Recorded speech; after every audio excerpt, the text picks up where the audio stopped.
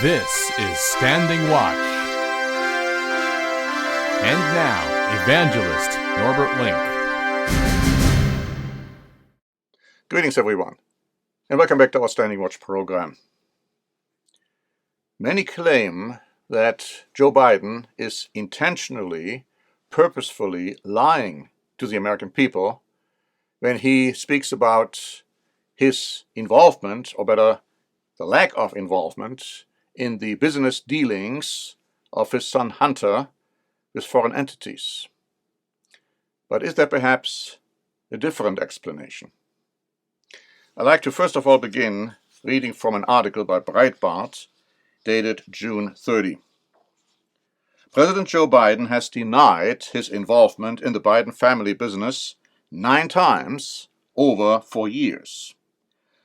While at least 23 instances of evidence directly contradict his claims, including but not limited to photos, texts, an audio recording, an IRS and business partner whistleblower testimony, Joe Biden remains steadfast in insisting that many established facts do not mean he was somehow involved in the family's overseas business. The list of denials begins in 2019 when he ran for president. The latest denial so far occurred on or about June 28, 2023. The immediate context was a WhatsApp message which Hunter Biden wrote to a Chinese business associate in July 2017, apparently from Joe Biden's house, in which he stated the following, and I quote, "I am sitting here with my father, and we would like to understand why the commitment made has not been fulfilled. Tell the director that I would like to resolve this now, before it gets out of hand, and now means tonight. If I get a call or text from anyone involved in this other than you or the chairman, I will make certain that between the man sitting next to me and every person he knows, and my ability to forever hold a grudge, that you will regret not following my direction." So Breitbart continued to state, while speaking outside the White House, reporters swarmed the president with questions about his involvement with the family business in response to whistleblower testimony to Congress that his name was thrown around in his son's deals. How involved were you in your son's Chinese shakedown text message? Were you sitting there? Were you involved? A reporter asked. No, I wasn't. Were you? A second reporter asked. No, Biden shouted back. So far the article. Now it appears that Biden said he was not sitting next to Hunter Biden when the WhatsApp message was sent, because he was asked, "Were you sitting there?" Now if he answered that question with no, he in effect was saying, my son was lying when he wrote this message saying I was there while I was not. I'm not sure though that Mr. Biden really meant to say it that way. But regardless, here's an article by the Washington Times, dated June 26, with the headline, "Ask about Hunter Biden, and the White House runs away like a little girl." That's what the article wrote. James Rosen, White House correspondent for Newsmax TV, asked National Security Council spokesman John Kirby in a recent presser about the curious WhatsApp message from Hunter Biden to his communist-tied Chinese buddy that seems to implicate Joe Biden in his son's scandalous business dealing.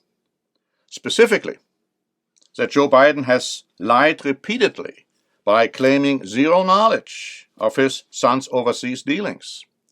And Kirby ran like a little girl from the podium.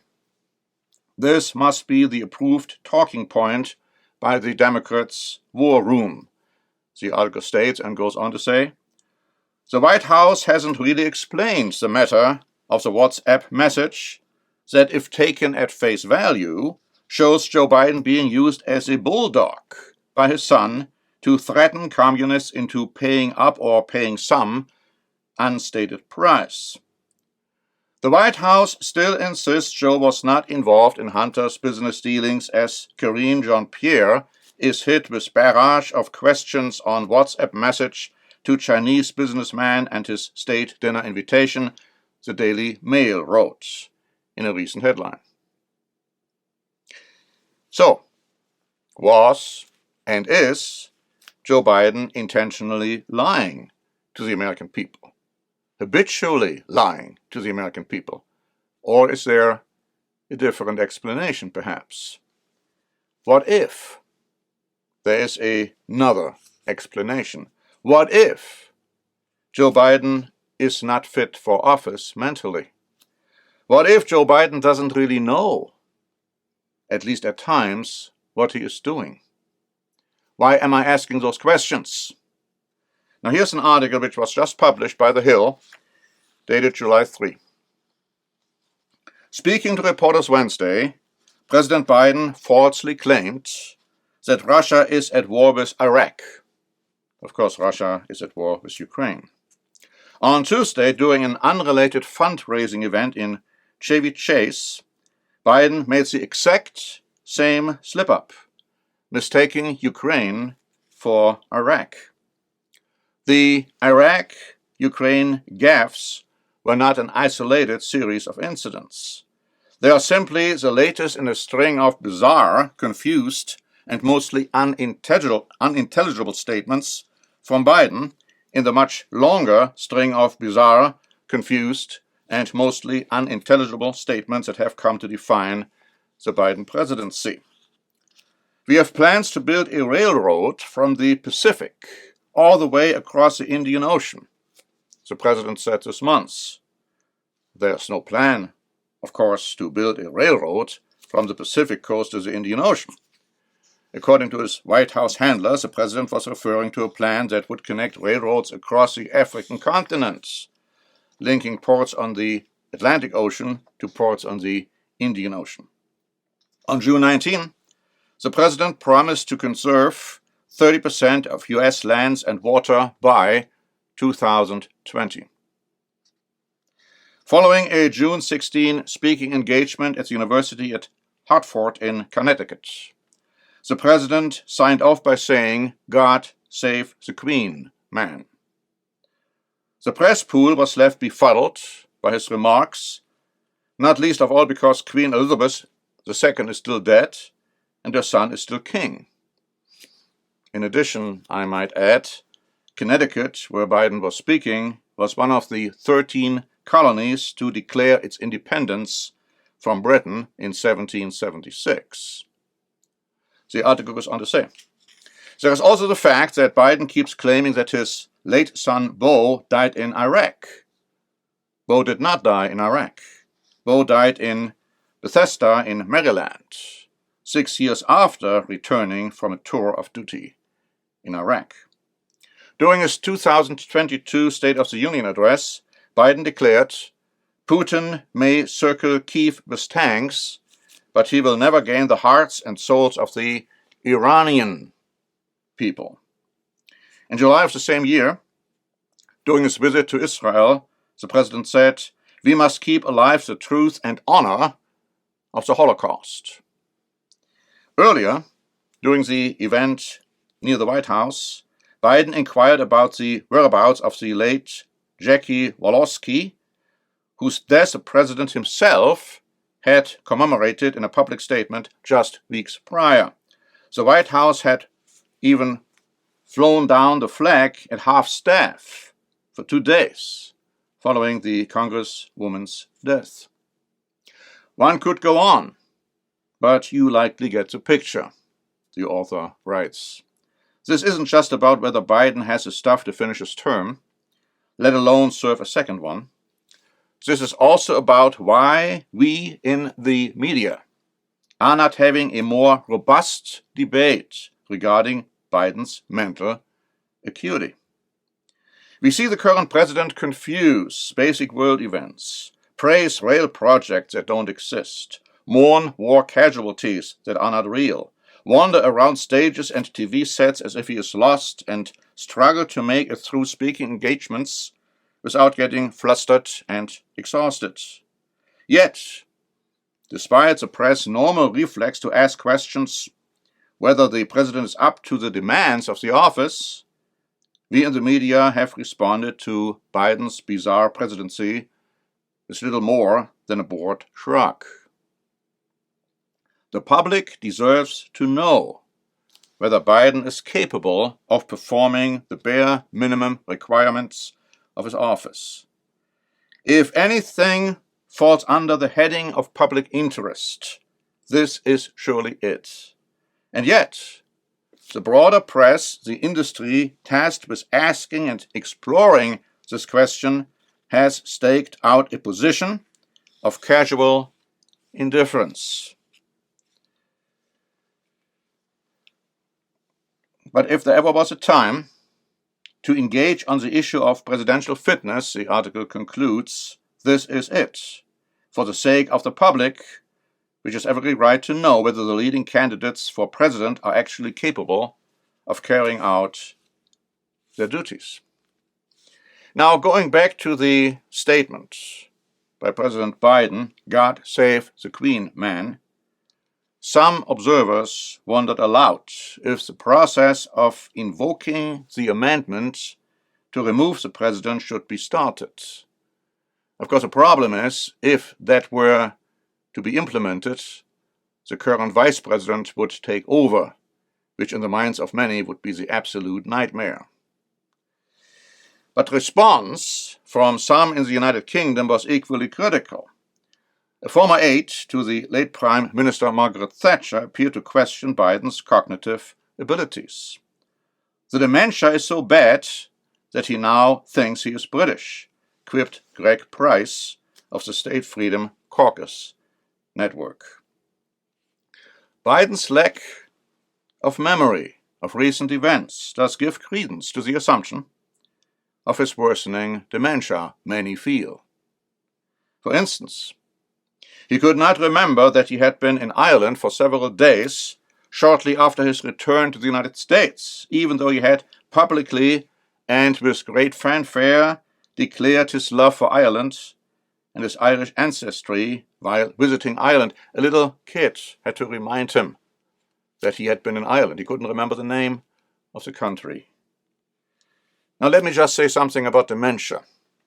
I most certainly am not a doctor, but I've had some experiences with people who have had dementia. My own mother-in-law died with dementia. And it started off with memory lapses, and then it got worse and worse and worse, until she finally couldn't even remember anymore who she was. Ronald Reagan, before he died, couldn't remember anymore who he was. Peter Falk, the Columbo actor, couldn't remember who he was. Glenn Campbell, in his last concert, he remembered all the songs. He could play the songs, he could sing the songs, but then in the middle of the concert, he turned to his wife and asked the question, "What are we doing here?" We have seen how Joe Biden was prompted by his wife to clap, to leave the stage, whatever the occasion might have been. You see, this is not a laughing matter. Sometimes we laugh about when we see, again, one of these mishaps by President Biden. But if he is actually suffering from dementia, it's a very, very sad situation. I dare to say, in his case, I almost wish he is suffering from dementia as distinguished from habitually, intentionally lying. But here is the point many people point out. Whether he is intentionally, habitually lying, or whether he is suffering from an ever-increasing sickness called dementia, many make the point that such a person should not, must not, cannot hold the highest office and run the country. America is becoming a laughingstock. Many have already taken other positions when it comes to America, reliance on America. Friends and foes alike. The situation is dangerous. The situation poses a security risk, to say the least. The state of affairs in the United States is bad. Thinking again about Mr. Biden's comment, God save the Queen, it's extremely ironic, bizarre, and perhaps embarrassing, thinking about the fact that America is right now celebrating the 4th of July. We have prepared a free booklet, The Fall and Rise of Britain and America. This booklet tells you why the things which are occurring now have been prophesied many, many years ago. Here's another booklet related to this one. Is that in the Bible? The Mysteries of the Book of Revelation.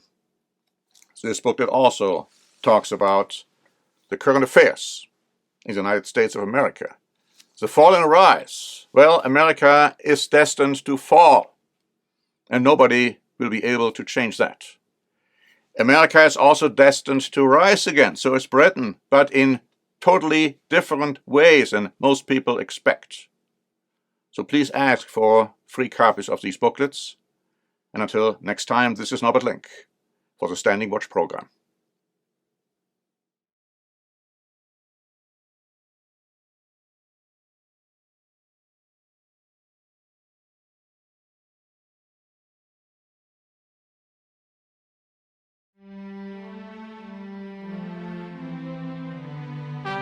Standing Watch is a presentation by The Church of the Eternal God, P.O. Box 270519, San Diego, California 92198. More information is also available at our website, eternalgod.org.